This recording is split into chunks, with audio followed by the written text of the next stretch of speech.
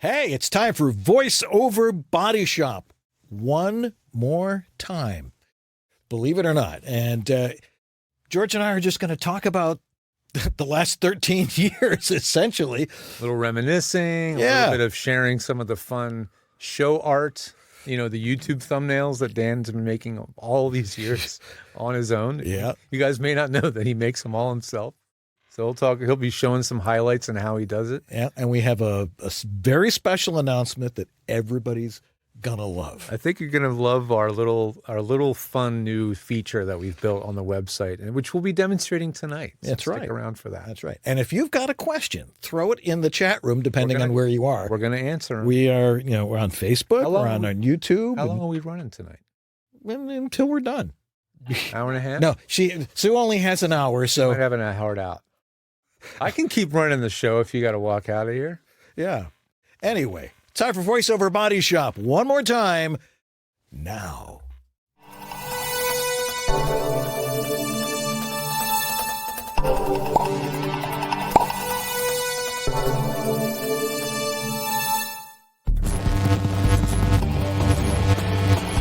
Voiceover Body Shop is brought to you by VoiceOverEssentials.com, the home of Harlan Hogan's signature products. Source Elements, the folks who bring you Source Connect. VOHeroes.com, become a hero to your clients with award-winning voiceover training. VoiceActor.com, your voiceover website ready in minutes. VoiceOver Extra, your daily resource for voiceover success. And by World Voices, the Industry Association of Freelance Voice Talent. And now, here's your hosts, Dan and George.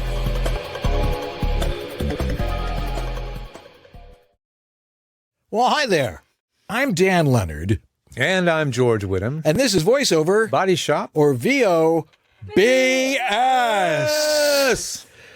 So, back before Thanksgiving. In the before time. No. Not the before times. It was sometime last year. Now it's in the after times. Right.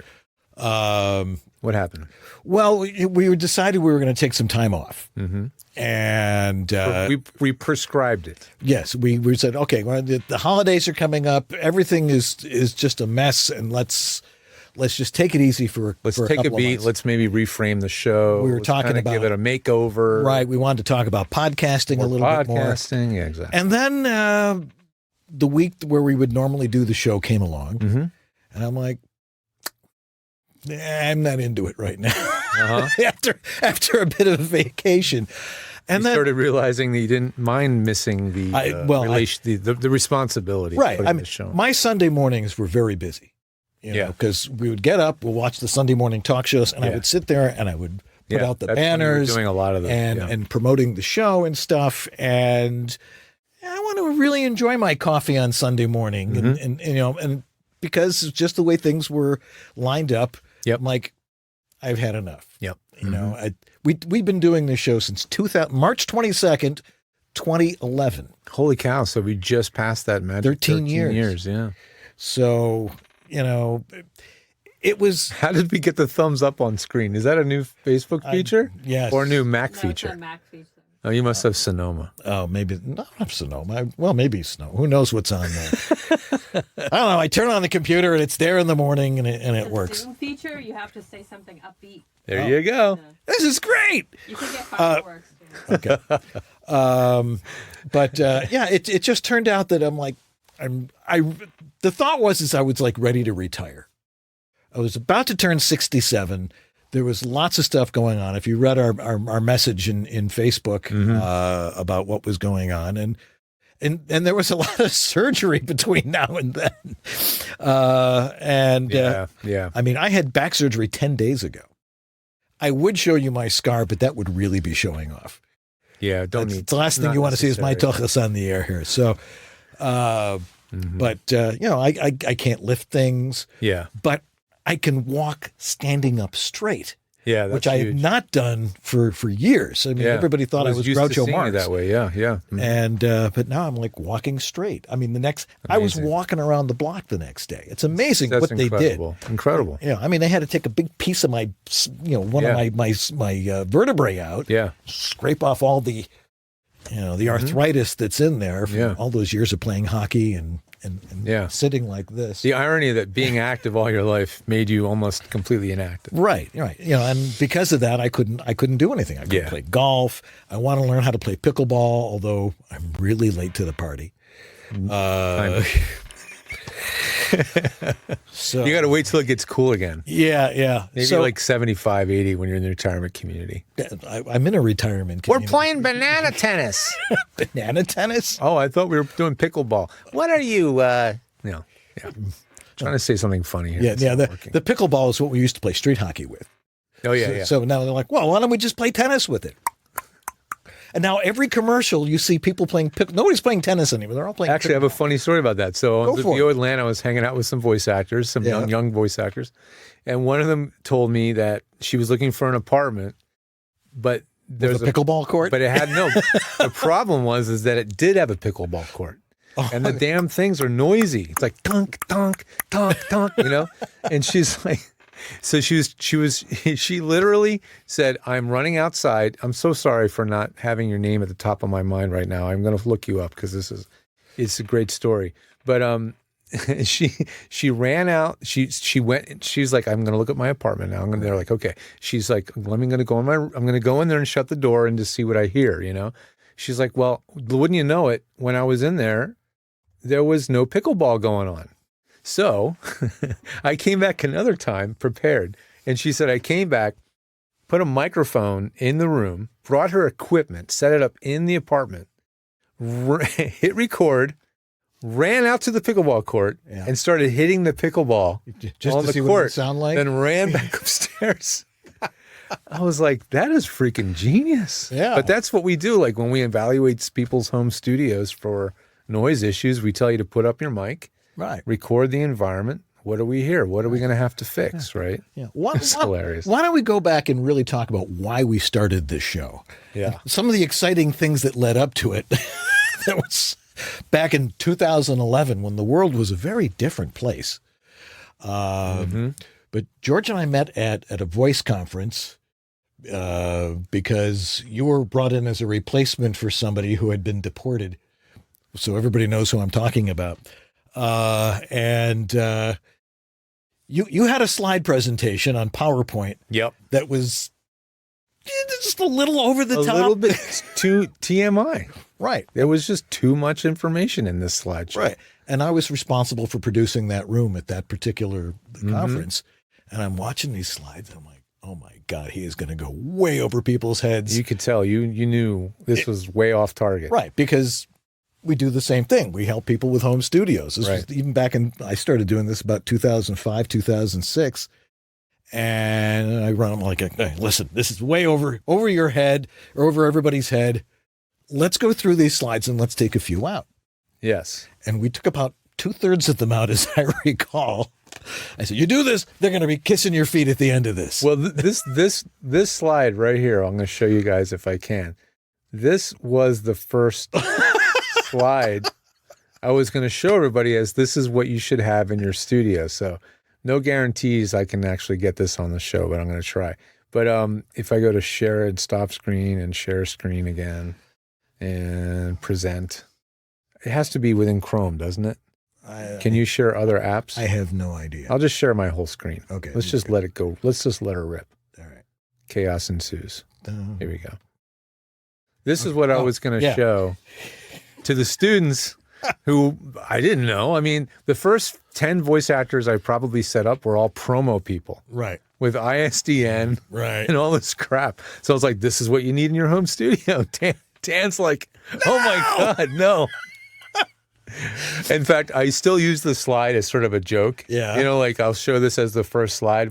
Like at VO Atlanta, I did the mic to MP3, which is really kind of like everything I know about recording, within reason.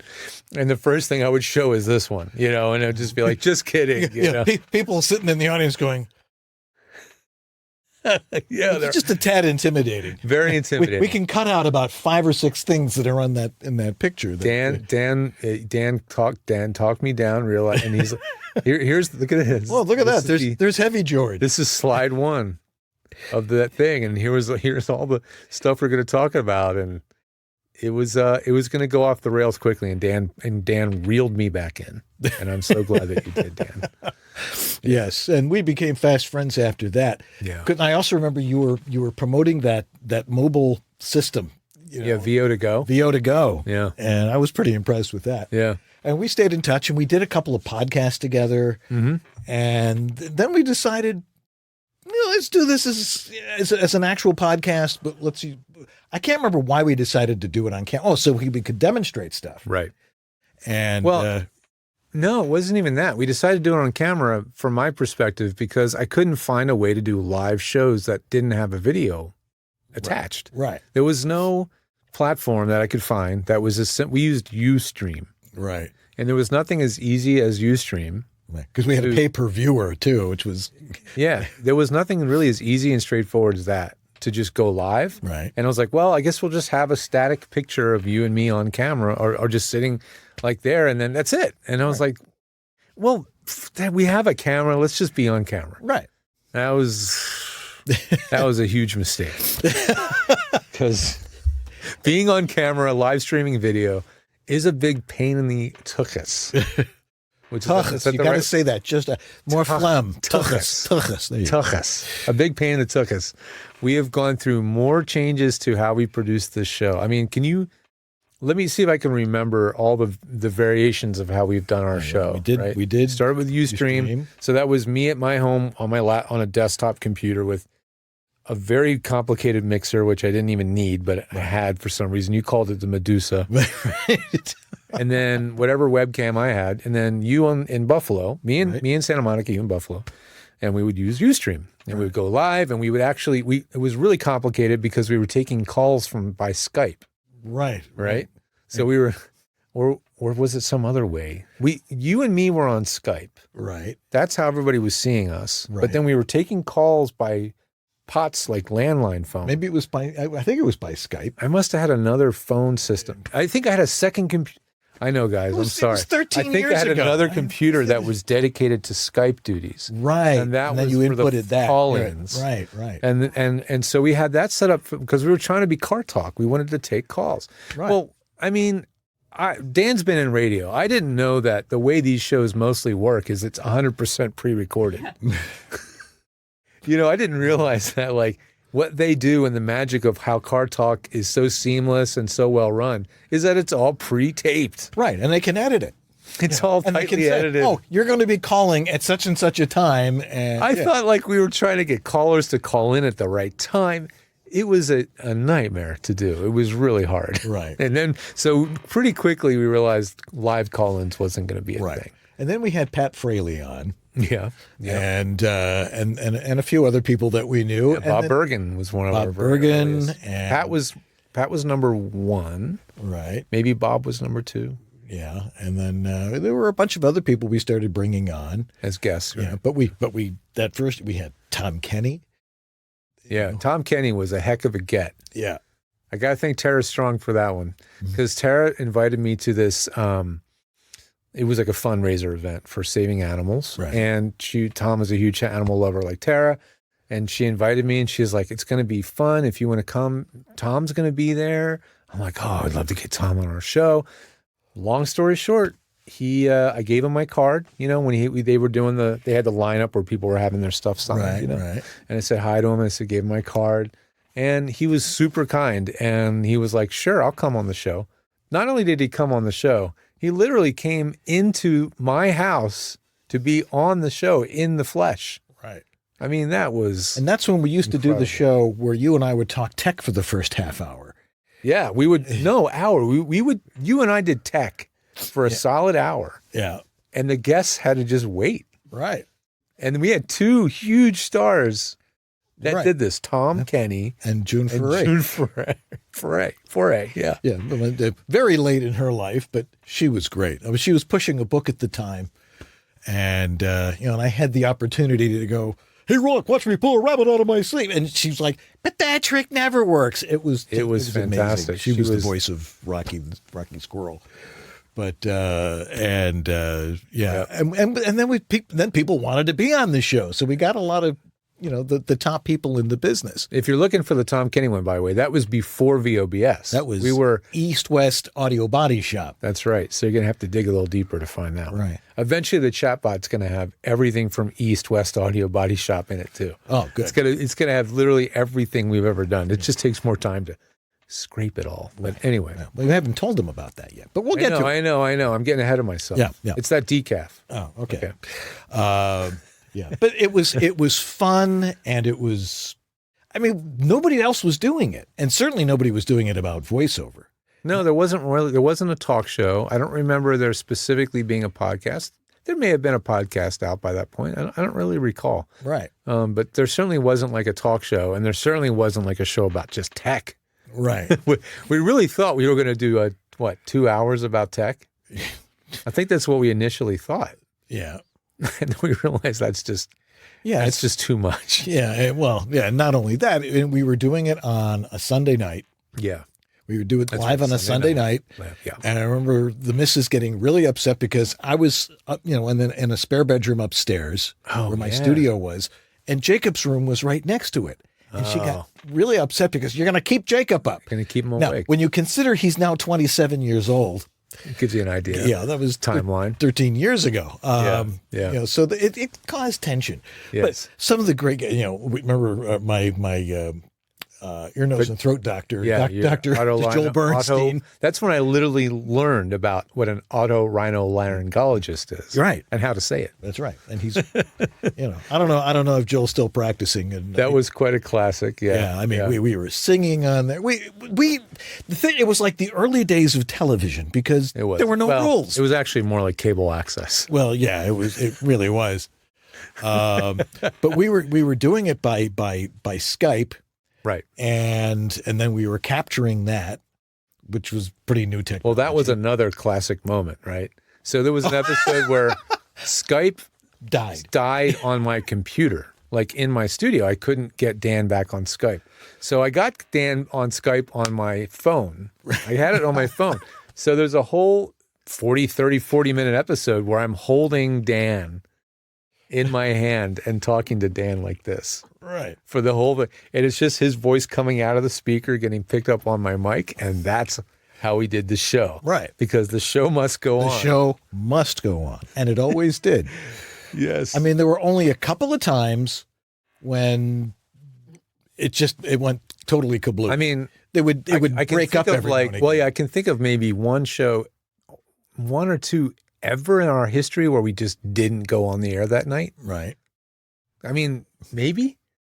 I mean, we always got on the air one way or the other. That's right. Even if it was late, even if it was static or like freezing. Right. There is actually a lost episode. There is. But there is. There's a couple of those, actually. There's a lost episode, and I mean, you guys probably don't know. We did a whole episode with, you remember this guy? Say the name, and then I'll remember the episode. I'm trying to remember him now. We're talking like 500 shows. Mark Growl.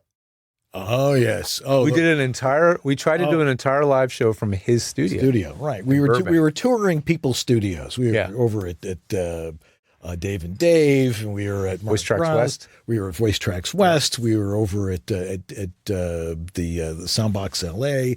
Yeah. At Tim Friedlander's. Yep. And we were doing remotes.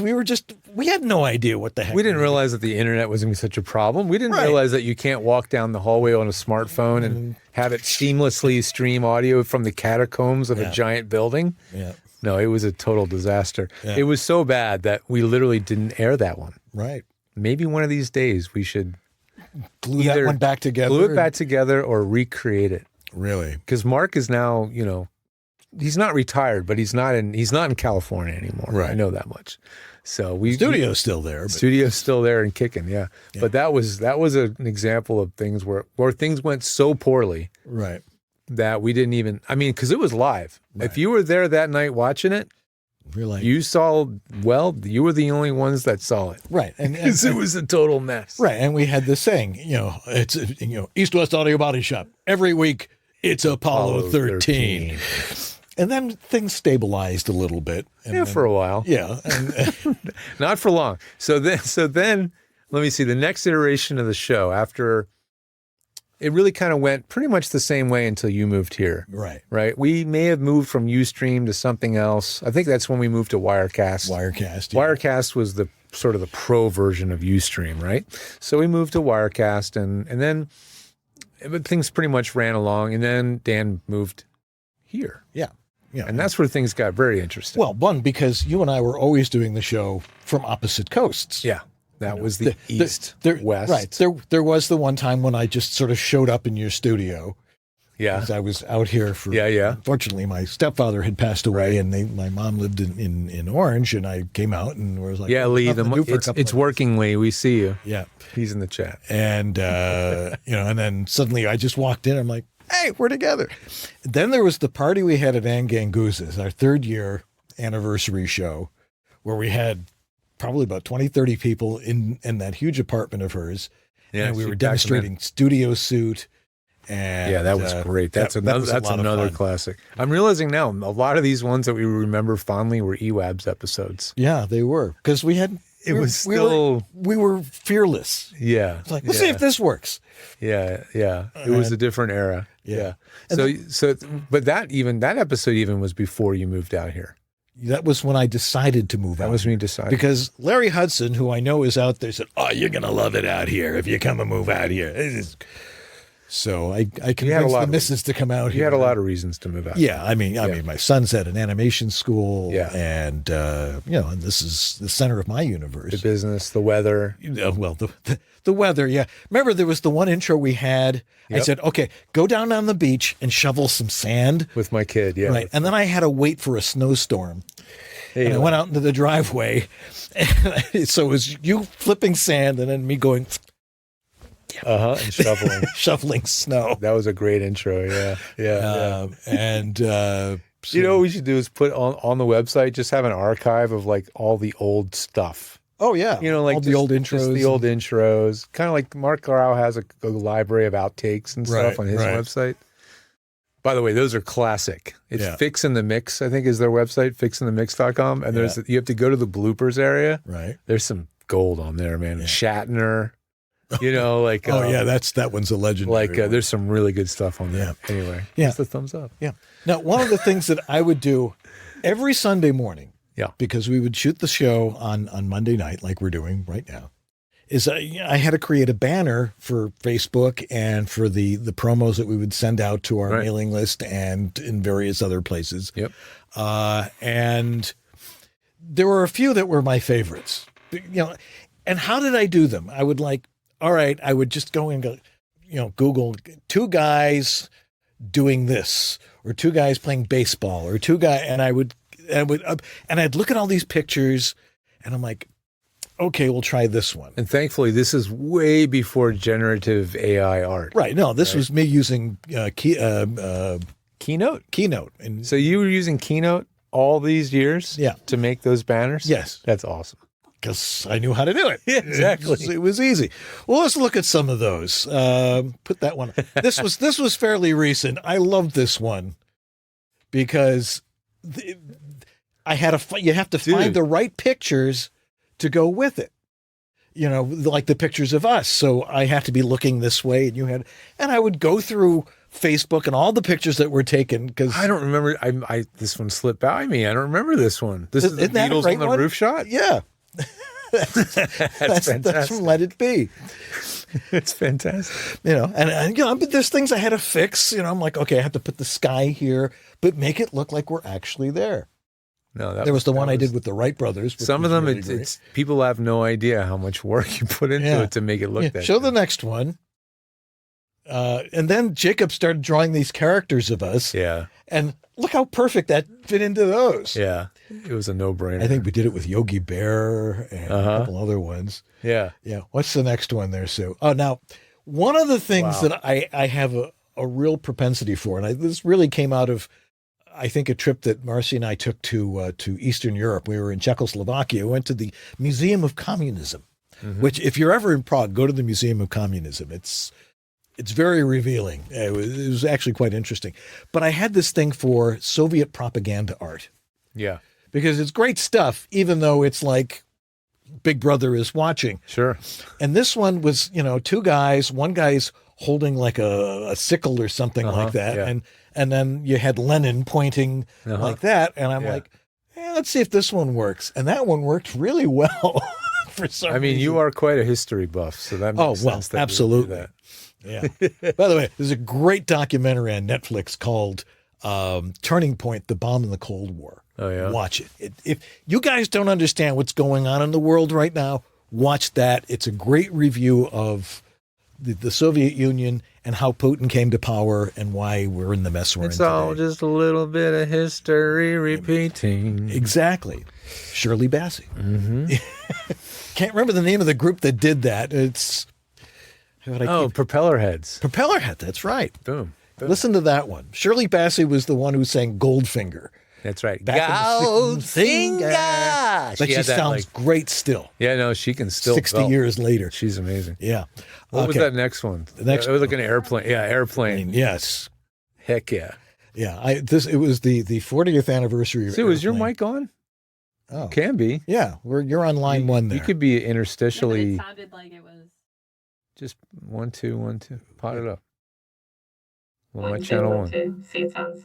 Oh, it's on robot mode. Okay. Never. Yeah. It's one of the keypads on. Yeah. that Don't. thing. Yeah. And make sure you turn that off before I have to do anything for. Did you turn it on purpose? No, she was just playing with it. No, I didn't touch it. Oh. I thought you were doing it on purpose. Never mind. Anyway. This is an airplane, clearly. Yeah. So it's like how do you? I had to find a picture. Which Now you'll one- notice that's wait, the which- same picture of me and which Paul one am- McCartney. Yeah. Okay. Yeah, it is. That's right. Same angle, but flipped. Right. So, okay. So And actually, which- it's the same picture of you. Am I- And I flipped it the other way. that's right. Nicely done. Is that Stryker? No, Am I that's Stryker. Stryker I'm and Stryker. Leslie Nielsen. Yeah. Yeah, you're the captain. And You're- Otto the you're over. autopilot. Yeah, and Otto the autopilot. Yeah. Right. I thought that would work. Now this was for the interface shootout we had.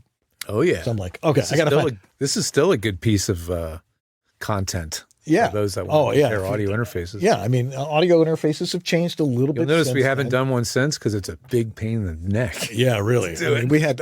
I had to record all this stuff and then we had to chop it all together. Yeah.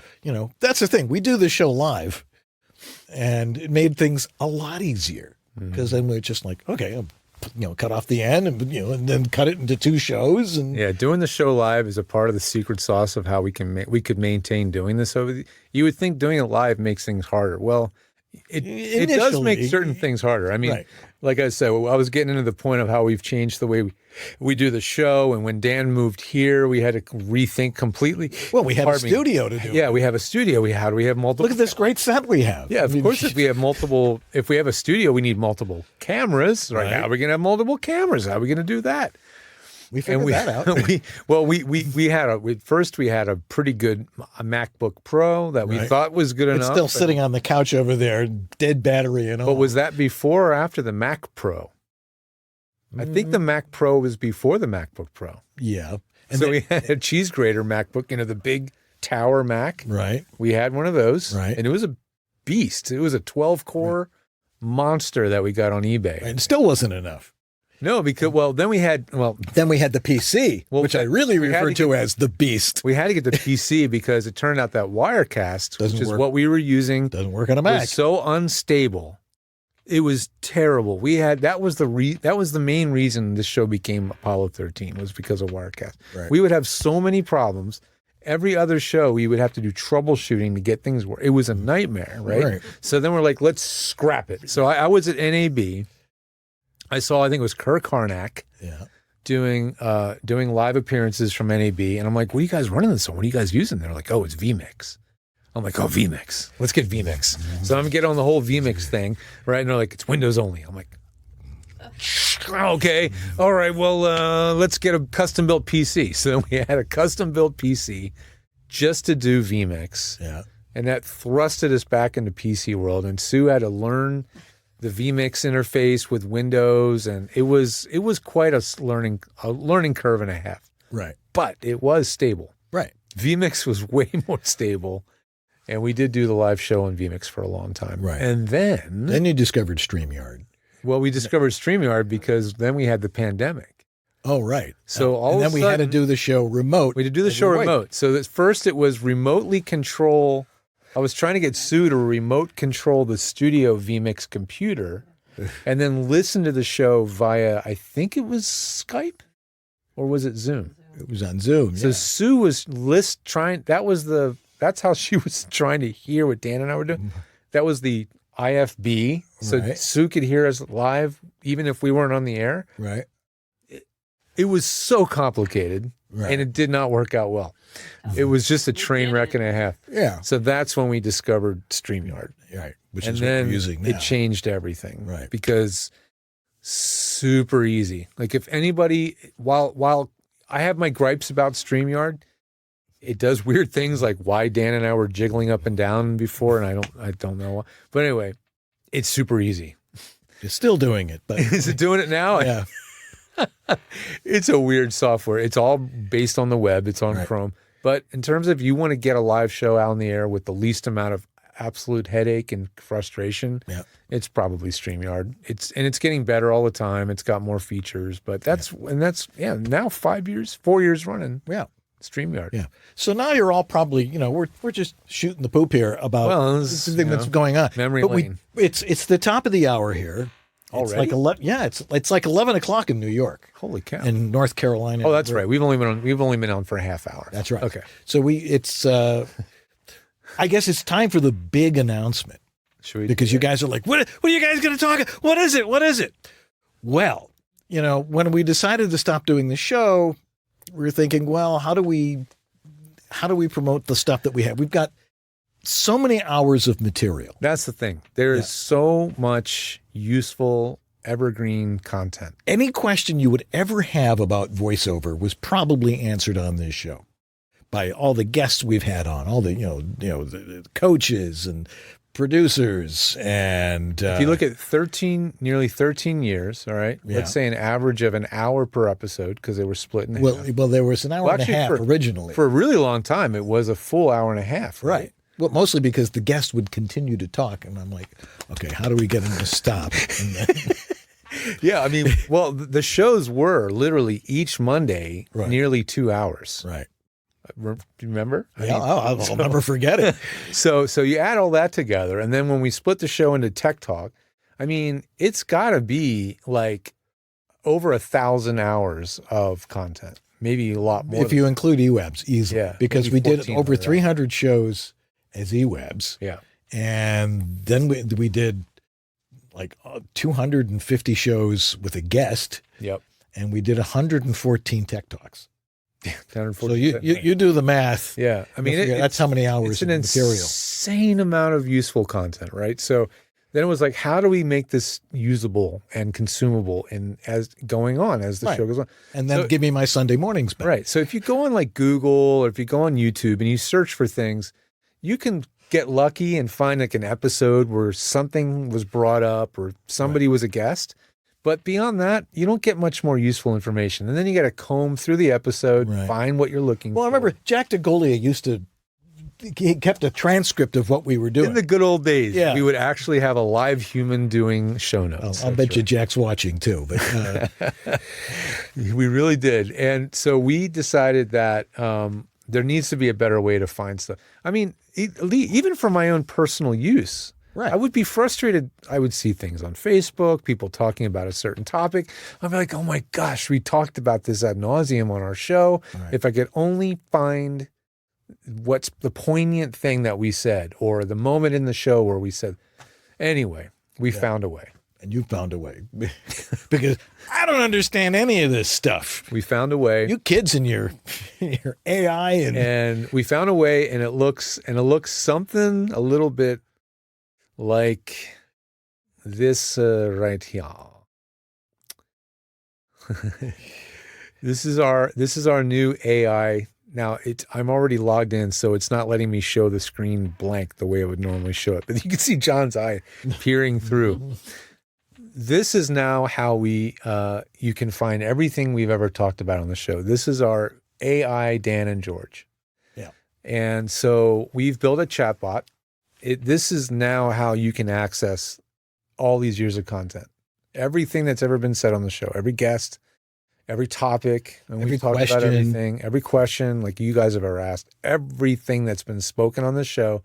thanks to, let's face it, modern technology, machine learning, AI, this is all findable now. Right. And so we use the service that allows us to, well, it's not a secret because it literally says on the bottom of the website what it is. Yeah. Powered by customgpt.ai.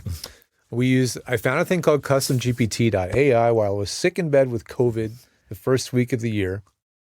And we were able to use this tool set to scrape and get site maps and find as much useful information that Dan and I have spoken online as possible, ingest it into this thing, and create this tool. And it is... all you have to do is ask it a question. It is awesome. And here's a few things. If you guys have done anything with AI type tools, you're probably quite accustomed to the fact that they hallucinate. Yes. This has been... It makes up stuff. This has been a rather controversial part of any chat GPT type tool set, right? What's so cool about this chatbot system is it doesn't hallucinate. If what you're searching for is not definitively locatable, it's not going to make it up. The language model, it doesn't make it up. So, for example, I typed in the question a little bit earlier. Are there any episodes where Sue Merlino was seen on camera? Well, that may have happened at some point. But however, because probably we never said her name, Sue Merlino, Right. or something like that, the database of everything we've ever said doesn't know where that is. So it says, sorry, we don't have an answer. We recommend getting help from Dan and George, or go to the website, or, we'll help you somehow, Right. So it won't make up an answer, but it comes up with all kinds of good stuff. Right. And the better your question, the better the answer. Right. Like, you can throw at it tons of details and it will formulate some pretty useful stuff. So if you guys have some good questions in the chat, I will start throwing them in there, and you guys can search it and see what it comes up with and see. So give me some good questions while Dan thinks of something useful to say. Well, I mean, it's easy to find this because we put it on all of our websites. It's on, of course, vobs.tv. Yes, it's at the very top. If you look right above us, if you're watching on our website, it says, You what can't does it say? miss it. Yeah, the chatbot thing.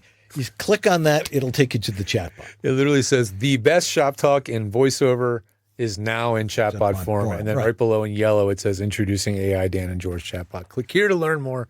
So the way it works, if you click on that, it's going to take you to, it's going to take you to a paywall. So at the moment, it's priced at $20. We think maybe that's a little bit steep. An introductory price of $10. We're going to drop it down to $10 a month. And so what happens is, once you log into this thing, you got to put in your credit card info.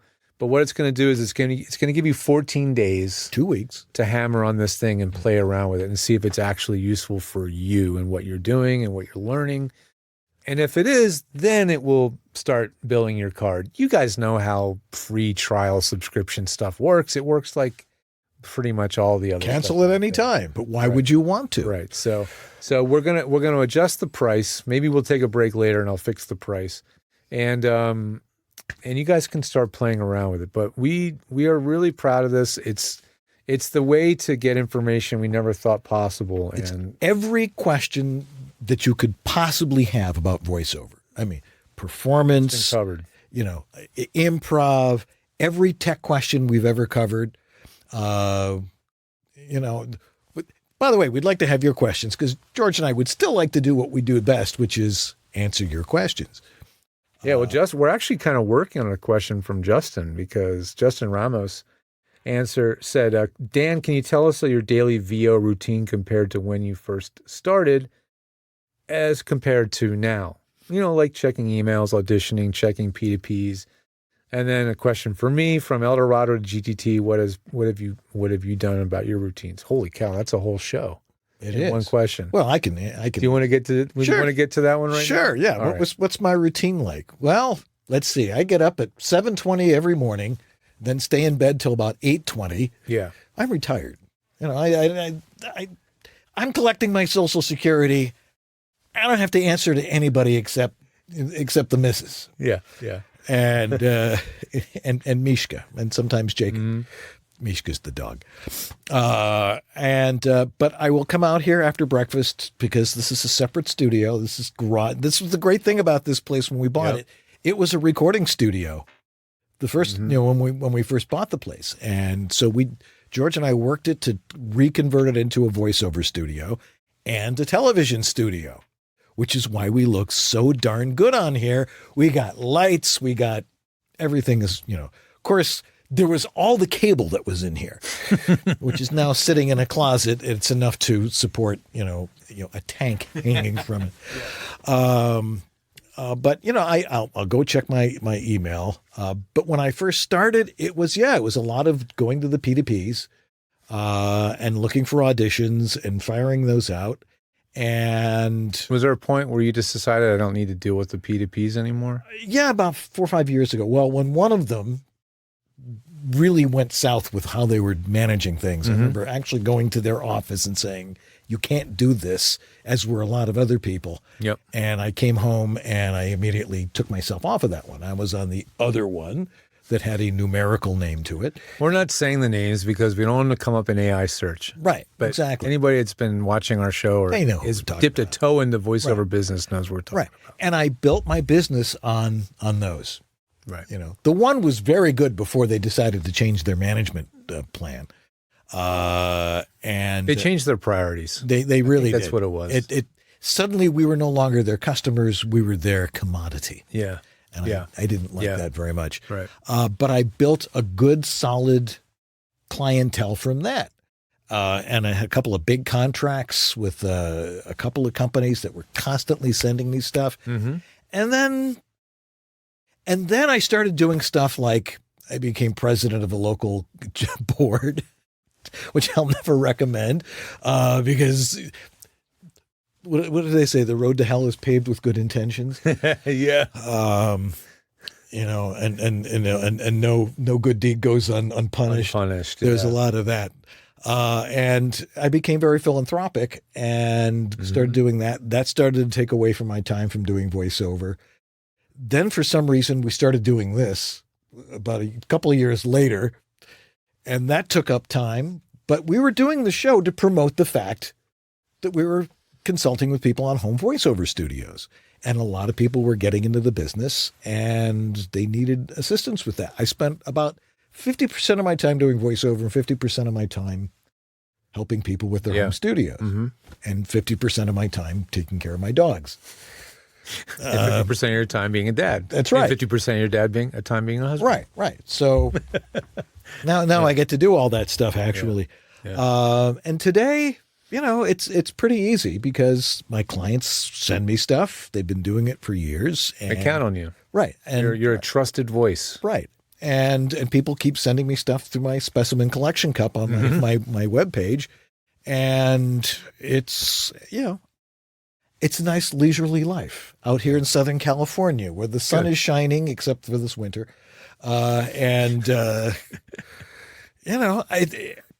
It's not bad. And because it's so relaxing, I don't need the stress of trying to put this together every week.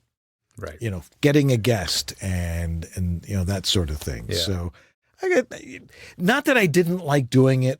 I just got tired of doing that when there are other things in my life I needed to be doing. Yeah. Like yeah. looking after my family and, make up for all the time that, perhaps I was maybe not paying as much attention to them as I needed. Sure. Because this is great place to come out and hide. Yes. More than anything. Well, I never. And you all know what I'm talking about. I never had that place to hide in my house with my daughter growing up. And my daughter, when she was at the age of being able to run and walk, was disruptive. I don't know if she would always run and walk onto the show, as I recall. Yeah, she would love to stick her head on the show. Do you ever remember hearing her banging on the door to my office? Oh, absolutely. Very loudly. Like a kick drum. Boom, boom, boom, boom, boom, like a monster. So my kid was very disruptive. So, things have not, in terms of my business and what I do, things really have not changed. I still don't do voiceover. As crazy and stupid as that sounds, the more I say it to myself. I never dipped my toe in the voiceover business. I still run my business full time. there was a distracted moment where I just decided to join another company. From 2013 to We won't mention any names. 2017, I joined another company because I was tired of running my own business because it's freaking exhausting sometimes and It is. stressful. And so that was a little distraction. But since then, that was before I joined that company. I was Eldorado Recording Services. I met my buddy Graham Spicer, who helped me do a remake of my company, a rebrand. We changed to VO Studio Tech. Graham and I joined this company. We worked there together for 4 years. Then we both were asked to leave, and we did, and we went off to do new things. And that's when I started George the Tech. I had to come up with a new brand. I had to come up with everything literally in one night. And that's what I did. Sometimes as inspiration hits, you got to go for it. I was kicked out the plane, and I built another plane from spare parts that I had still strapped onto me as I plummeted to Earth. Managed to not crash into the ground, and then fixed the plane, and the plane's gotten a little bit better now with our latest iteration of GeorgeThe.tech. The new website, which launched a year ago now, has been quite a journey and quite a process, but it's the first time we built something from scratch, from the ground up, and it's been a huge amount of work. Yep. Huge amount of work. It's probably, I spend, not so much now, but for at least 6 months to 8 months, it was probably a quarter of my time was like just keep getting the website where you see it now and improving it. And now it's coming up with services that meet more people's needs and then building a team. That's especially since the new site came out. Quite a list of people you got working with you. It's been a huge part of a huge priority was to have more people that have more specialties. Not only am I just one person, I just didn't want to continue trying to pretend that I'm an expert at everything. Right. I'm not an expert at everything. I'm not an expert at Studio One. I'm not an expert at Logic. I'm not an expert at Pro Tools. I can get around in these things. I'm okay in Reaper. Which is why we tell people not to use those things. There's a makes it a lot easier. Some people end up getting training from somebody who's an expert at one thing. Like there's a guy for Studio One. There's schools that still teach Pro Tools to brand new voice actors. Don't understand that at all. But anyway, keep it simple, kids. I don't want to learn everything new, and I don't want to convince people that they need to learn these crazy new things. So my job is to be the advocate for the voice actor.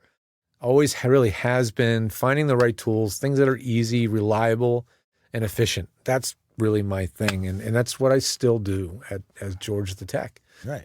Just trying to stay relevant. And I guess the only thing that's really, really new, other than the chatbot experiment, is I've just decided that while I was at VO Atlanta, it would be a good time to launch a new membership. So we actually have a membership program now. Now, I've offered this for years, but only to under the radar. Yeah. Not like online. Just, a client of mine that's really busy. I'm like, you're hiring me a lot. Let's work something out. So I do have a number of VIP clients who I see on a regular basis or help them. Well, now it's open to everybody now.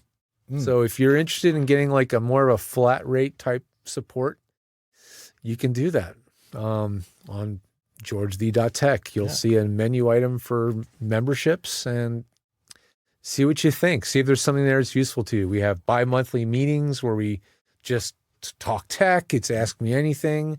You can get access to sound checks, which is your specimen collection cup, and unlimited access to the chatbot, which we're going to demonstrate here in a little bit. Actually, I have a question for for the VOBS chatbot. I also forgot that I became president of World Voices. Oh, you forgot that little thing.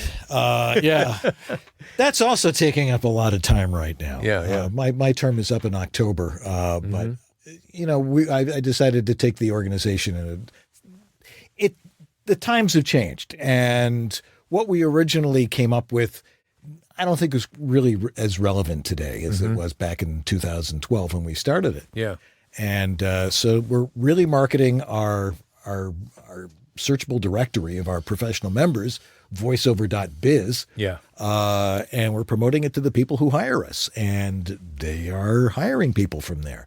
So if you join Wovo as a professional member, if you qualify, you can be on there, and that's like Is it a pay to play? Well, it's $99 a year to be a member of the organization, but we got other stuff. We've got our demo player. It's a very minimal cost. Right? Yeah. For a professional organization, absolutely. I pay more than that for every other organization I'm a part of. Yeah. And then we've got WovoCon, which is going to be more like FAFCon this year in Chicago. Which Now, is going to be great. A bunch of you know what FAFCon Yeah. is. In a nutshell, explain the FAFCon. FAFCon is an unconference where it's not where you bring in lots of big speakers to attract people.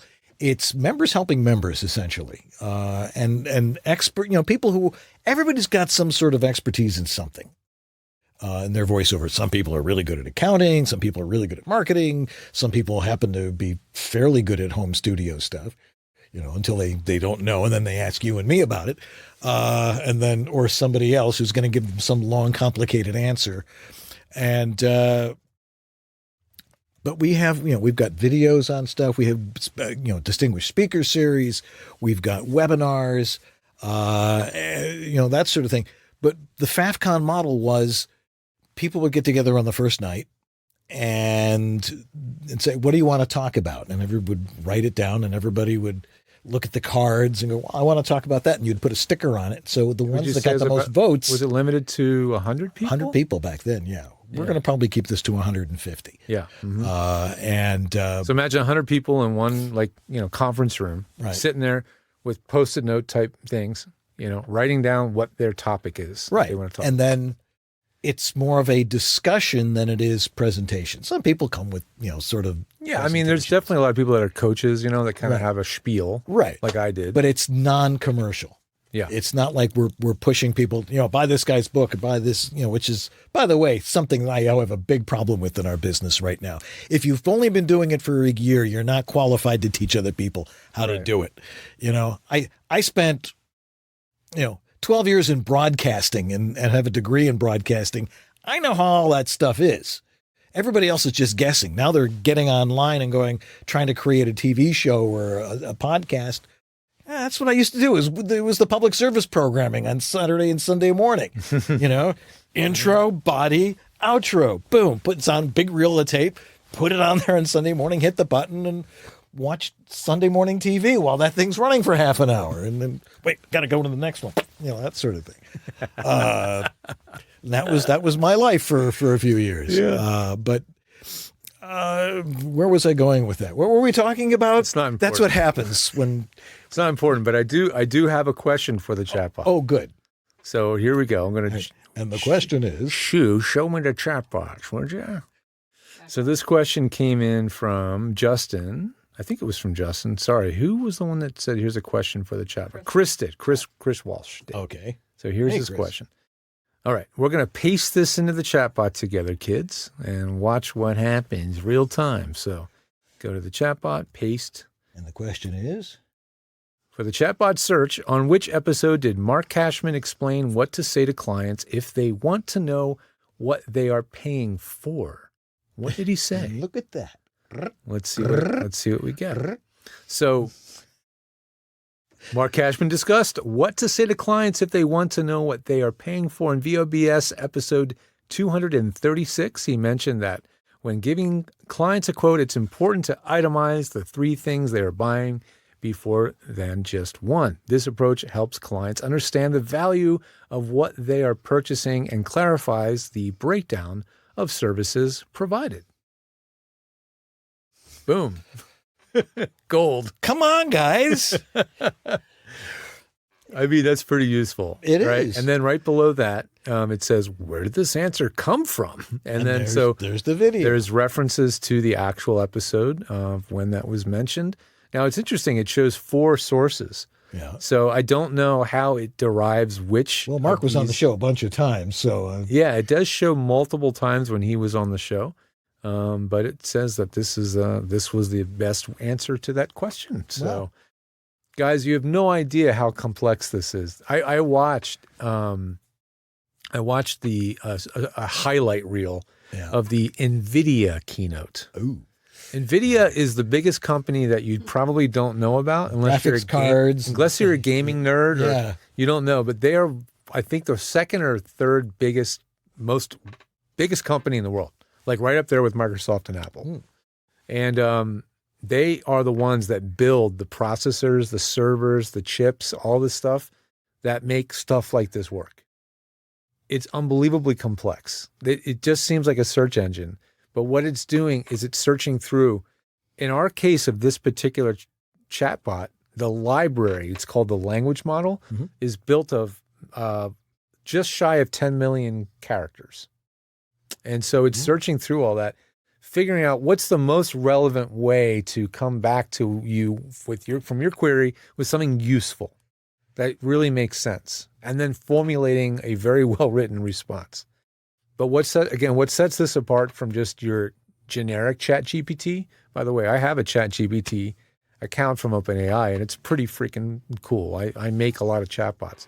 But this one absolutely has guardrails. It will not hallucinate.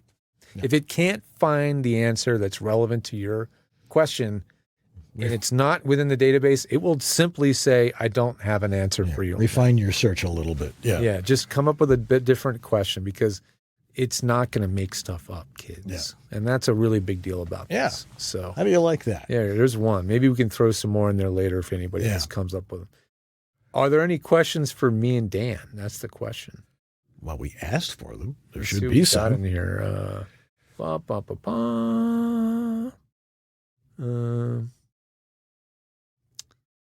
While you're doing that, of course we have to thank Jeff Holman, Mr. Jeff Holman. who's probably out there watching, going, "Why can't I participate?" Because we're just. This is a shoot in the breeze episode. Yeah, it's a very loose. Yeah, but he would monitor our chat room. Yes, and shout out to Jeff Holman. Yeah. Hollywood Jeff Holman. Yeah, Hollywood Holman. Yeah, and I can't remember his IMDb. It's probably still hidden on our. Oh, got a question on screen now. Yeah, thanks, Jeff. That was you were it was a real help. You loyally helped us almost from the beginning of the pandemic. Yeah, it was when we really needed it. Yeah, so thanks, Jeff. Man. So we got another question here. Yeah, this one came from Lena Del Roble, which is actually a new name to me. Hey guys, you're the best, and I've really enjoyed your shows. Thank you. Congratulations and thanks for everything. What are your thoughts on the Earthworks Icon mic? It says needs no interface. I found it on Sweetwater. Okay, so that must be the Earthworks Icon USB mic. Yeah. So they made two versions, the USB and the XLR. I don't have any personal experience with that model, but I do have its brother. Okay. Called the Ethos. Oh, I remember you talking about the Earthworks Ethos. Right. And I have nothing but great things to say about the Ethos. It's been fantastic. I have not used the USB variation of the Icon, so I don't know. I don't have anything specific to say about it. I'm sure there's some good YouTube on the USB. Remember, specifically the USB version, because they make, when you have a USB mic, it's going to have different quirks. Right. And we had different behaviors than an XLR mic. Right. It may not have quite the gain that you'll have with an interface or stuff like that, but is the self noise going to be as clear? Is there going to be more noise? A lot of times these USB mics, they kind of cut corners on certain components to physically put them in the mic, and they're not always the most clear sounding. Right. There are some good USB mics. I mean, we know the Sennheiser makes one. Sennheiser makes a new one. MK4 digital. Digital, yeah. And the Rode NT1 5th gen, which is an amazing mic at a fabulous price point. Two probably the best USB mics going. Yeah. They have a common thread between them, is that they have zero knobs, buttons, switches, or jacks. It's all software driven. Just a USB cable, right? So everything happens in the computer. There's no headphone jack, but they are really good sounding USB mics. But if you're really looking at Ethos, if you're really looking at Earthworks, check out the Ethos. Super impressive mic that can easily do voiceover work as well as podcasting and broadcast stuff. Yeah. Then again, the bottom line on all of this is if it picks up your voice and it's a fairly good microphone, it probably doesn't matter. Whatever mic you have is the mic you have. It's this space around you that matters. It's The acoustics. I've been And the louder enjoying- you talk, the more the acoustics come into play. I've been enjoying watching Dan tonight because Dan has been like backing way off and all this stuff and talking, and it still sounds like he's right in front of the microphone. Right. Isn't that amazing? This is the Harlan Hogan VO1A, by the way. That's the classic right there. Yeah. And the reason for that is this room's acoustics are very well done. right. There's this whole wall behind us that's behind this green screen is one ginormous acoustic panel. Right. Actually, it's called the studio suit. Hey, let's show it here. This is a good time to talk about studio suit for a minute. Because it's long gone. But there it is. This is what's behind the green screen, everybody. If you've ever been wondering what's back here. But it works. Dude, so what is studio suit while we're talking about So studio suit was something I found in a warehouse in Buffalo. Somebody thought they were tents, and this guy had bought an entire truckload of these things from some government surplus thing. Wasn't it Quonset hut insulation? It was insulation for a Quonset hut. Like they would put these up in the Arctic. out in the Right, field, right, and for then they motor would have pool. these huge rolls of this stuff, Right. and they would Right. roll it out, you know. And so this guy I knew who owned this Army Navy store was like, oh, I'm going to use this. People can soundproof their studios with it because that's the stuff you talk about. Like, it's not soundproofing; it's sound dampening material. Yeah, it's damping. Yeah, And we put it in people's closets. You didn't need a bass trap. It just sucked sound into it, and I can talk right into it, and it doesn't bounce anywhere. it's incredibly absorptive. In fact, Yeah. that one episode we were talking about where Dan is assembling a booth out of PVC is actually using the studio suit. Yeah. He would hang it from PVC pipe, and it worked exceptionally well. Yeah. But it had a couple of little minor issues. Some of them had a little bit of a mildew problem. Right. It took 2 or 3 bottles of Febreze to really get it smelling because they were outside. They were out in this pallet outside for 10 years, so they smelled like a Boy Scout tent. And that is a very divisive odor. I don't know why for me, mildew smell doesn't bother me because it's like nostalgic. It's it reminds me of being in my parents' basement. Well, that's what I was going to say. It's like Weird Barbie. It smells of basement. Weird Barbie. Yes, exactly. That smell was very nostalgic. It didn't bother me, but for other folks, maybe not the best choice in an enclosed room. Right. But they were. And the other problem was it was in these massive things. And It was a 40-foot roll, and I had to cut them into 8-foot sections. Manageable pieces, and that was not easy. Which is why I stopped doing it. But the people who have it, and it's all still in a warehouse in Buffalo. no, maybe I don't know. Who knows where it is now? I don't know what Rob did with it, but That was studios. It came in these big 10-foot long green cigars of green canvas bags, and It's essentially loose yellow fiberglass in a canvas wrapper. right, Is what it is. and it works really well. It works really well. And I still have pieces. I think I got a couple pieces sitting in my voice booth over here. Yeah, there might be some still around. Well, there's some around the store over here. Oh no, that's No, not. one That's of something the you panels made. I made. That's something you made. Yeah. All right. There was another question Sue had on Yeah. the screen a minute ago. Let's see if we can grab to that one. She's scrolling. She's like, dang it, I had it on screen. And you guys, Patricia, hi Patricia, how would you prepare your voice for audiobook narration? Dan, since you don't do that anymore. No.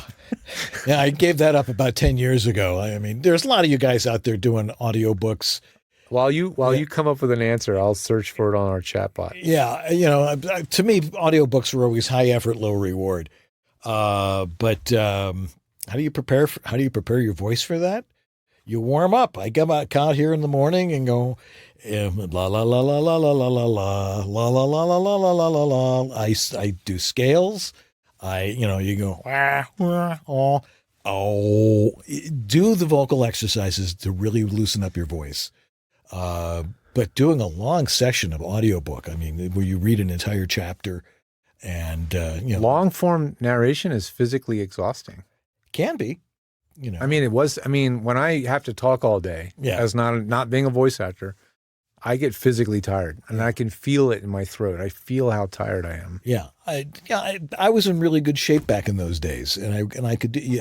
If you're in good physical condition, And I was working with a trainer back then, and I was able to, but the door swung open and a fig Newton entered, as Groucho Marx once said. But, you have to be in good physical condition, really, to do voiceover, because there's so many people that try to read a sentence and take a breath every 5 seconds, Right. You should be able to read an entire sentence without taking a breath. Think about how much editing time you save just by doing that. But what did the chatbot come up with? It came up with a bullet list of stuff, Okay. which is, chatbots are really good at making lists. And by the way, I have been using my own personal George the Tech bot, my AI George, for like a month and a half answering you guys' questions on Facebook and Reddit. I don't know how much if you've seen answers from me that are remarkably well written and verbose, possibly broken down into 8 to 10 bullet points. Yeah, it's probably my chatbot. I've been using it a lot, but the answer is it's 8 points. Warm up your voice, and there's more details for each one of these. But warm up your voice, just like Dan said. Stay hydrated. Thank you for the reminder. I forgot, because I don't stay hydrated. I don't drink at all. I mean, I got to. I don't know how you do the it. water intake, but practice reading out loud if this is something new for you. Understand the material you're reading. Pretty important. It helps. It really does help. Work on your breathing, proper breathing technique. Very crucial. I'm just repeating what Dan said. See, look how relevant this is. All up here. Create a comfortable recording environment. Extremely important for audiobooks when you're going to be there for hours and hours recording. Rest your voice. Yeah. How long would you go between breaks? How long did you know before you're like, I got to take a break? More than 2 hours? Yeah. I mean, I could do a chapter in an hour, and I would stop. You would take a break. I'd take a break, have a drink, and go back at it. Okay. Although generally, back in the day, I would record and I would edit the chapter. You like to do it as you go, yeah. That would be my tendency. Yeah. I would be so like, it would be so in my head what I just recorded, right? And I would just be thinking, I gotta edit it, I gotta edit it. I can't let it go. That would be me. I would edit. I'm the same way. Are you coming for lunch? Yeah, I'll be there in a couple minutes. Editing this. Yeah. And the very last one, which may be the most important bullet point of all, is seek feedback and training. Listen to people, get advice from professionals. Yeah. Don't think you know everything. And just because you have a chatbot doesn't mean you have all the answers. Right. And get help because or ask us. Get help. Get help. Yeah. Great question. Yeah. So, and cripes, we've been doing this all these years. Mm-hmm. The thing is the more you do it, all the years that you and I have spent building home voiceover studios, very specifically. I mean, did we know everything when we started? No, of course not. I mean, what an old George Carlin joke. How do you start a path? You got to hold the grass down yourself at first. That's a great line. I remember that one. Well, Carlin had a bunch of them. Yeah. But we learned, the more experience. Nobody has as much experience at home studios as you and I do. This has been an absolute obsession for a very long time. Yeah. And, everybody else is like, oh, here's how you be an engineer. You don't have to be an engineer. Yeah. You got to learn Pro Tools. That's the industry standard. There's which industry are you talking about? Yeah, let's talk about which industry we're talking about. Right. You're not a recording engineer. You're a voice actor. Your job is to capture your voice in the proper acoustical environment with the right levels. And now AI is controlling that stuff. Well, AI and 32-bit float, which is a topic I have been teasing that I'm going to do a webinar or a video on 32-bit float for a very long time, and it's time. So I'm going to be doing that soon because the question keeps coming up more and more often, and I've got two perfect devices to test. I've got the Rode NT1 5th Gen with the 32-bit float USB AD converter magic sauce. Right. And then I have a Zoom UAC 232, I think it's called. Yeah. Which is sort of like their Scarlett 2i2. Yeah. Right? It's an audio interface with no gain knobs. Oh. It has 0 gain knobs. The Evo 4 is like that too. Well, it will set a level. It has a smart level. That's a whole nother thing. So smart level setting.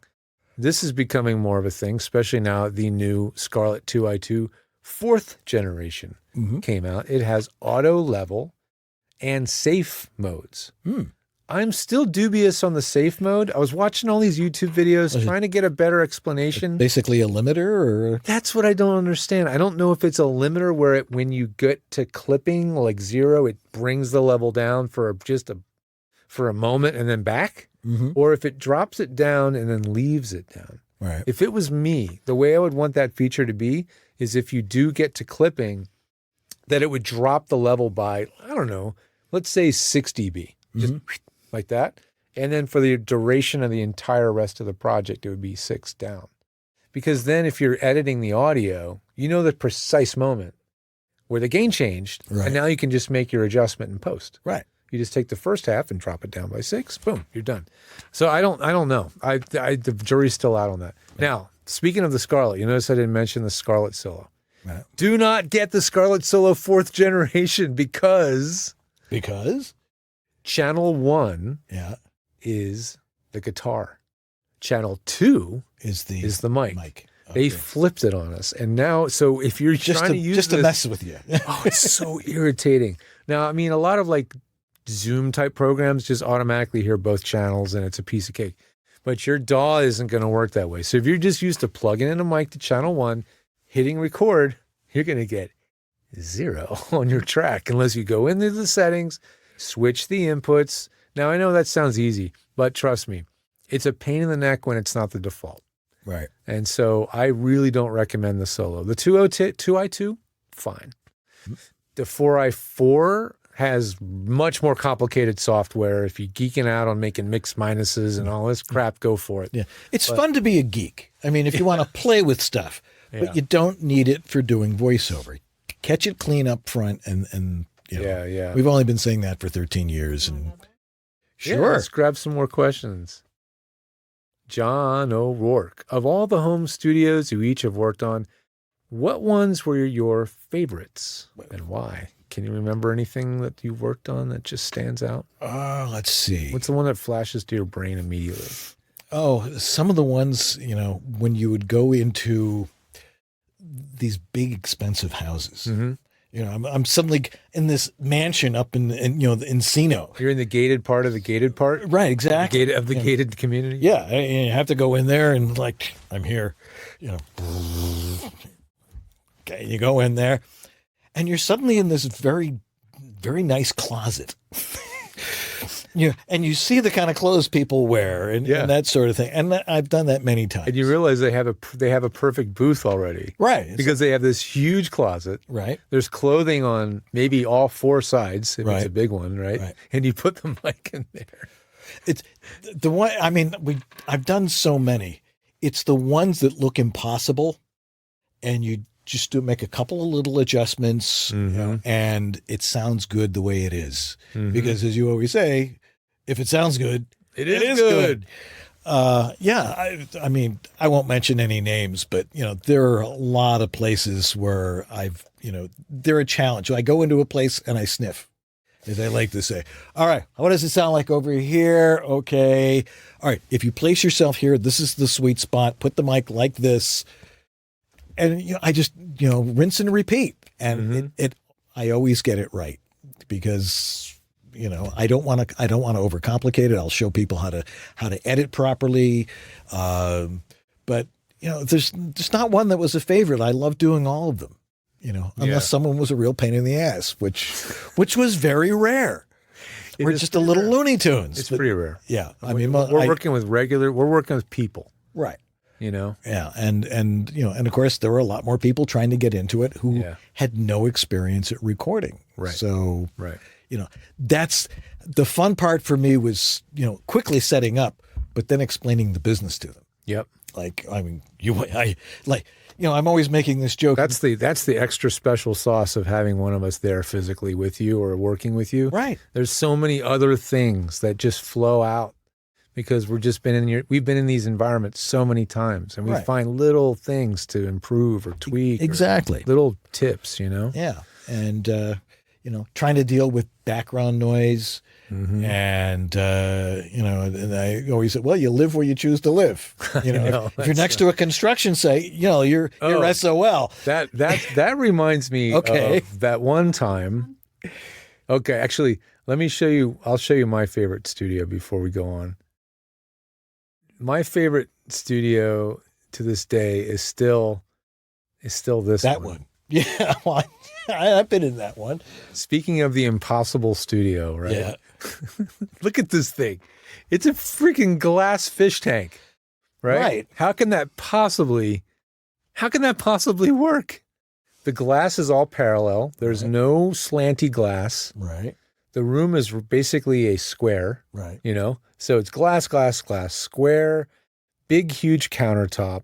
And there's a glass window on the opposite side, also perfectly parallel. Right. So every rule is broken in this space. Why is the glass slanted, though, in most studios? There's Not two- for acoustical reasons. There's two reasons. One is no glare, so you can see through the window. That's the big one. Like, In radio studios, it was like, okay, 3, 2, 1. Try looking through the door of your studio bricks or really any glass door that has double layers of glass, Right. and all you see is yourself. Right. All you see is a reflection. So that's one huge reason why the non-parallel glass is the norm. It can help in a small booth too, because the sound now reflects downward, instead of right back at the mic, but Right. it's not necessary. And this is an example of that. Why does it work? Well, it works because mic placement is critical. We have the acoustics all focused on one location where the mic is. The entire ceiling of the booth is one gigantic bass trap. Right. So there's no resonances or anything, the whole thing. And every square inch that isn't glass or wood has acoustical paneling on it. So I put that drape in there thinking, well, we're going to need a drape because it's going to reflect. Right. Nope, he never closes the drape. So this one is a real favorite of mine. It's got stained glass in it because that window was already on the outside of the house. We're like, what are we going to do with that glass window? Well, we should frame it out. So, this one's a favorite. But there you go. You can see where the two mics are located. He's facing right into a huge It was a beautiful studio. panel, It really was. And that one's still, that's Howard Parker. It's still in use today. And so, that one's that always comes straight to mind when that question comes up. Yeah. It's always fun to see how people have already set up, and then it's like, no, one, you're talking into the side of the mic. Oof. Or you're talking on the wrong side of the mic. Yeah, which let's I've only demonstrate demonstrated what every it's week. Yeah, let's demonstrate that. Everybody needs to hear the wrong side of the mic. Right. Talk into the logo, or if you got a road, into the gold dot, not across it. The gold dot, kids, the gold dot. Something just came to mind. Yeah. One of my favorite shows that we did, well, actually, I ended up doing it, was the one I did from Hershey. the Russian talk amazing. show, where I'm like, is anybody here a floor director at a TV station? One guy says, I do that. Totally cable access. Yeah. And we did it. It was all with analog cameras. And I had one of those like switchers, handy, just like AD Sony, switchers. old Sony Haney cams with the RCA cables plugged into a Radio Shack Right. TV switcher. Like, I want to watch a VHS. Click. Right. That was the switcher. Right. There was the Genlock was a little late, but it was a little flunky, but it worked. But it was fun. It was, I'm like, hey, I'm here at FAFCon. Here, let's talk to this person. And oh God, that was a lot of fun.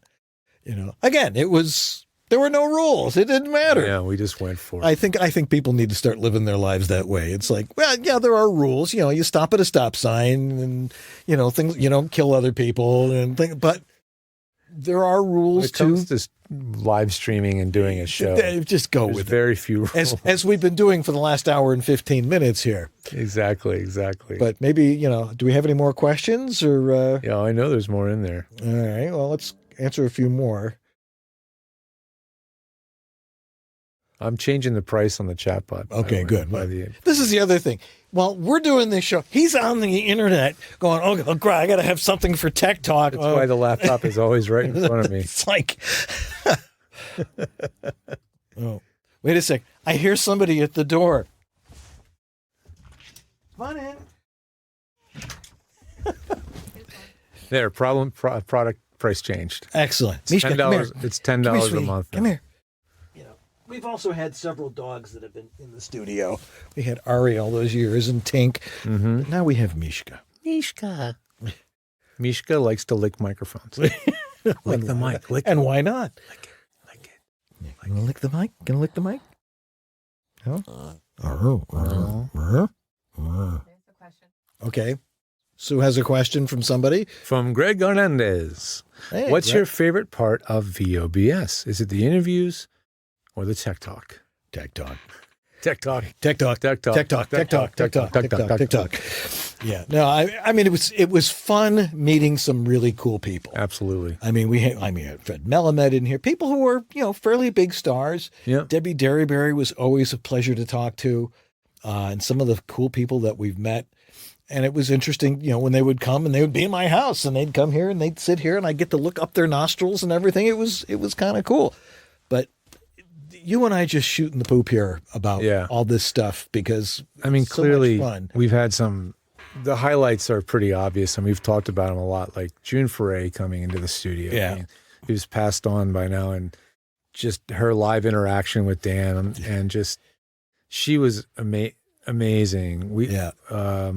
Gosh, I mean, and we had some great coaches on too. I mean, so many great coaches. Dave Walsh, who was always fun to have on, and Mark Cashman, and John Bailey. I mean, We've had some friends of the shows over the year. John Taylor.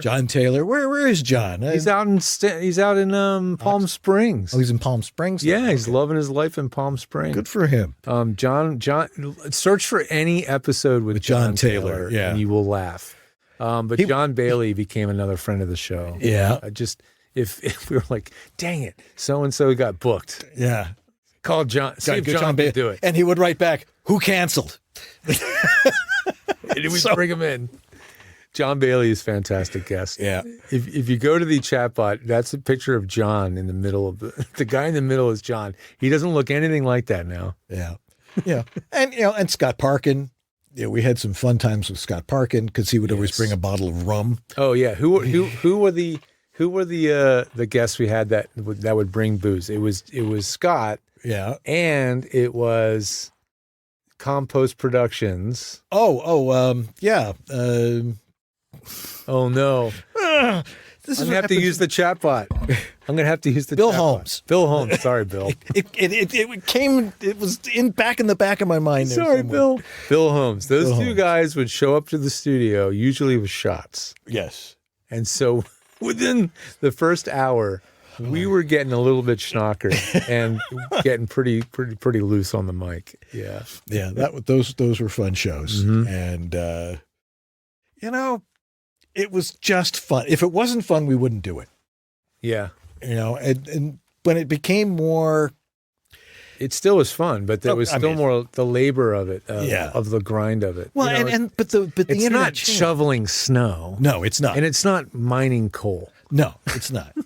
Although there is a certain pleasure to shoveling snow. Like, well, I'm proud of this driveway as it starts snowing again. It's like, but Well, we didn't have the snow. Well, we had the snow, but for us, it was the leaves.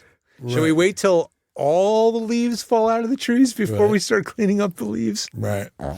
Yeah, and then there were the my tips of the week, which were well planned out productions. We got to do packages. Oh yeah, Can't just be our Pre-recorded talking for hours. pre-recorded packages. Yeah, And those are still on the internet. Those are on. I think those are still on the VOBS website, and you can type in tip of the week, and it'll give you all the different tips of the week that I made. Chris Anthony Lansdowne, thank you for speaking up. The voice of She Barbie. said we had Barbie. Of course we had Barbie. Thanks, Chris. Yes, we had the voice of Barbie. Yeah. Yeah. I mean, come on. I mean, where else can you? The funny thing is people would recognize me places. I'm sure it happened to you too. I'm walking down the street in Pebble Beach or in Carmel by the Sea. People don't recognize me because I'm usually wearing a helmet and I'm on a bike going 15, 20 miles an hour. I'm walking down the street. My son had just graduated from Middlebury College in Ventura, and no, not in Ventura, up in the Monterey Bay, Upper Monterey. And so we went into Carmel by the Sea, which is a beautiful little town. Absolutely. Yeah. And this guy's standing on the corner. I'm walking by there with my mom, and he goes, "Aren't you Dan Leonard?" I'm like, yes, I watch your show. Like, great. My mother was very impressed. It happened in a subway a couple of times. People see the mustache and they were like, "Oh, you're the guy that has that show on voiceover." So clearly we were doing pretty well. And then people would send me mustache stuff. There was so much mustache stuff. What? Huh? I was trying to get her attention without distracting you, but it didn't work. No, well, you're going like this. I mean, what? No, I just want to make sure Sue had to go at some point. Oh, okay, yeah. At some point. At some point. Well, Okay, we'll finish up in 5 minutes here. 5 or 10 minutes. Yeah. Want me to run all the best wishes? Oh, yeah. Sure. We have best wishes from people? We do. I got to let Mishka out. All right, you let that. Hey, Bonnie. That's my cousin Bonnie in Pennsylvania. She's just a little older than me, and she was one of my best pals growing up. Hey, Bonnie. Thanks for saying that. Trey, Mr. Trey Kendrick Mosley, who has his own podcast. All right. Good to see you, fellas, says Trey. Alicia Hurley says, where can we find new tech talk, like all the new gadgets George talks about? Well, I guess moving forward, my other show now, the Pro Audio Suite, it's probably the place to go because that's where I'm releasing new content and, so Yeah. check that out. It's a very different vibe, definitely more geeky. But yeah, it's called the Pro Audio Suite, and we release stuff every week. So that's one place to go.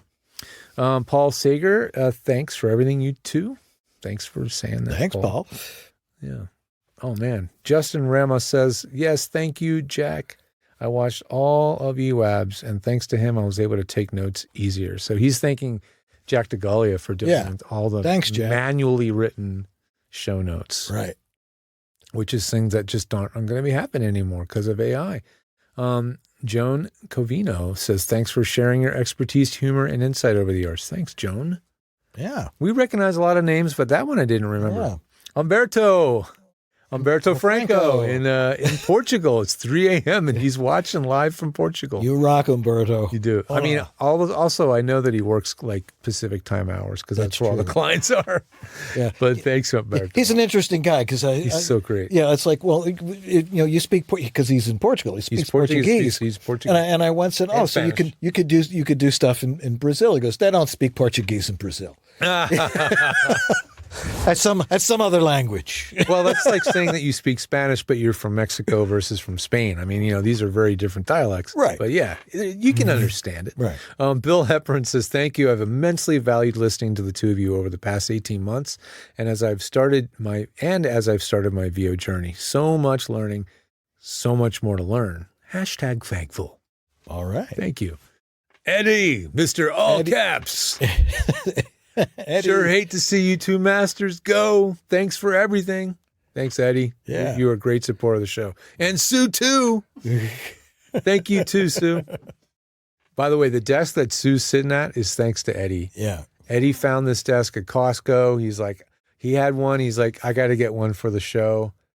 He said, you guys want to get one of these? He's like, I want to get you this desk. We couldn't say no. We couldn't say no. He showed up and he brought this freaking super cool electric lift desk in the studio roughly 5 years ago, and it's been here ever since. Thanks.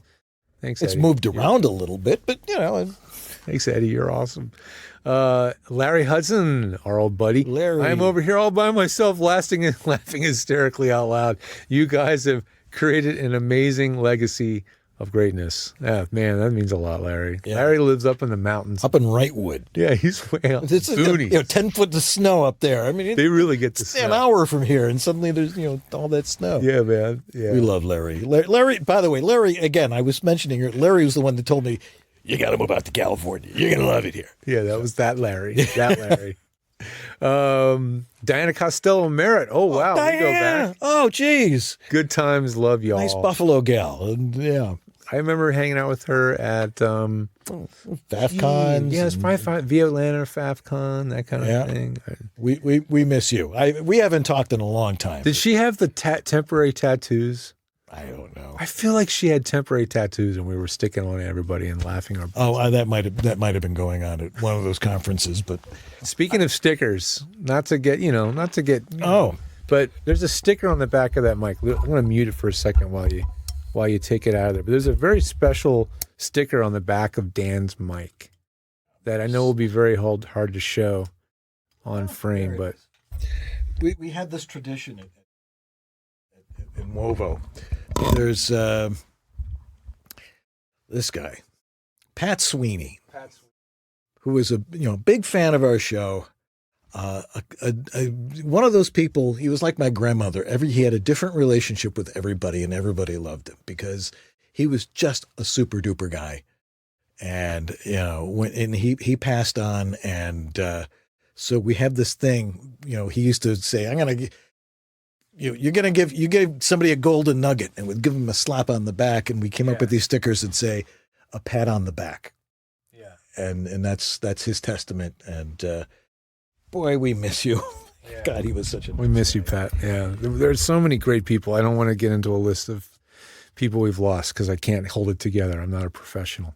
But there have been quite a few that we've lost over the years that have been our clients and friends of the show and all this stuff. And Pat, I'll never forget you. And I'm glad you have that sticker on your mic because we'll always remember. That, always give out advice. And I know you like looking at Pat, but Pat's on the back of the mic. Oh, I know. Part of it, but kids, that's the back of the. That's at the back. Of the I'm talking on the wrong side here, aren't I? Okay, there we go. Now I'm in the right side. There okay. you go. Anyway, that's what the back of the mic sounds like.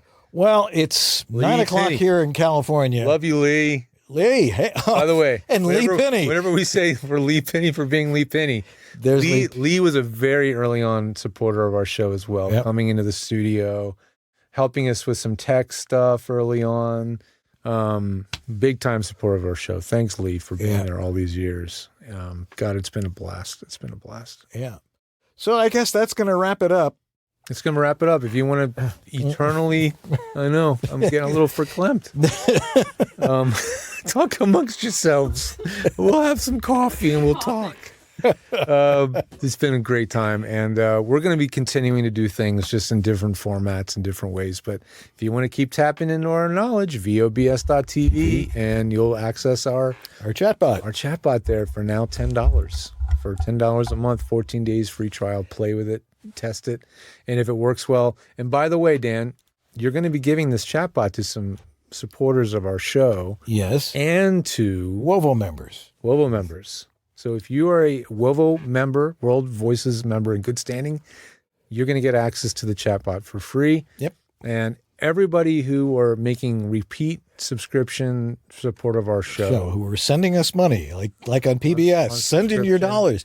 People would send us money, and it helped with the equipment and all those things. And and people did it for years and years, and we really appreciate it. We're gonna find a way to give you guys access to the chatbot too. Yeah. So use it, enjoy it, share it, tell people about it, and we want to keep helping people for years to come this way. So I guess that'll put a wrap on it. That'll do it, man. And always a pleasure. Fortunately, we live in the same town. We can still have lunch. Of course. But we have to go to Chicago to WovoCon. Oh, yes. Because that's the only... That's how it works. The only time you see people from LA is when you go to a conference somewhere else, in another city. Yeah, you try to get together with people in LA. It's almost impossible. It's almost impossible. I got to cancel. I can't come. You're like, see, everybody knows that. It's very hard to make friends here. I have to be better. Yeah. Everybody has to. It's a discipline. It is. Making friends and keeping friends and being friends and being friends means giving. And, and I think everybody needs to learn that and do that. Some people are better at it than others. But when you have friends, it makes the world a much nicer place. Absolutely, man. Thank you. And it's always been a pleasure working with you doing this show. You would have thought that we'd been doing it for 13 years. I know. And Sue, thanks for hanging in with us for so long. I mean, you've been our longest continuous technical director, and gosh, 7 years. You've taken off so much stress off our shoulders doing this. I learned a lot, though. I feel like I could teach someone how to set up their audio. Yeah, no, I mean, Sue's an incredibly versatile person. She has so many skills. You guys taught her. Sue, what's your email address? Email? Can I plug your email? It's my last name. I'll put it up really quick. Merlino at gmail.com. gmail.com. Right. If you need her for anything production, podcasting, live streaming, setting up your studio, setting up your lighting properly, Yeah, she knows that stuff. she's brilliant. Yes. But, we're still in business. You've got George the tech. I'm still the home studio master.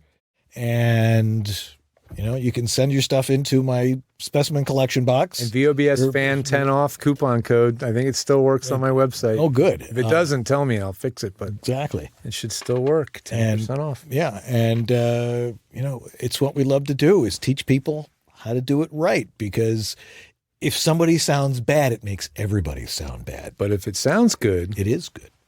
By the way, I'm Dan Leonard. And I'm George Whittam. And this has been Voiceover Body Shop. or VOBS. Yes. Thanks, everybody. You've been wonderful. Thanks, everybody. Big heart.